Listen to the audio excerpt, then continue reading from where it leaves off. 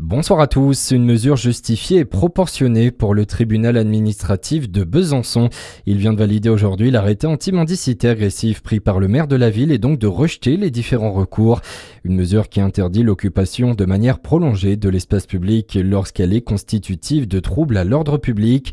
Elle est valable de 10h à 20h et s'applique dans un périmètre défini jusqu'au 15 octobre. Un incendie en début d'après-midi dans le Jura.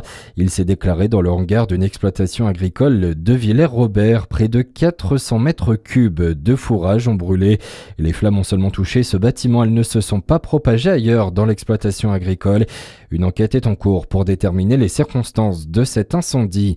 Du côté de Dijon maintenant, les associations dijonnaises de protection des enfants appellent à un rassemblement samedi matin sur la place François Rude. Une nouvelle mobilisation citoyenne suite à la mort de la jeune Liana dans le Gers.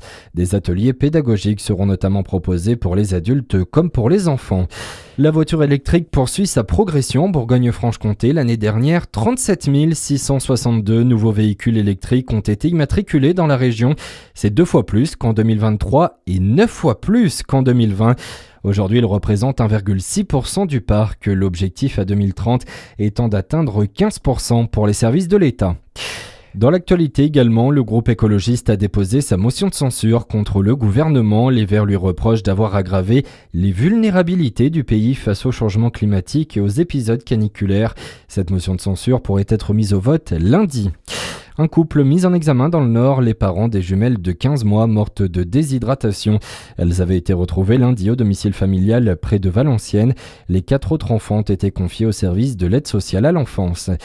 Et puis Thibaut, 34 ans, est professeur de SVT. Hors des salles de classe, c'est un tout autre terrain qui l'anime, marathonien, 16 heures perdues. Il est surtout un fan absolu du Tour de France. Cette année, il va se retrouver dans la caravane Le Gaulois pour sa toute première fois sur le Tour.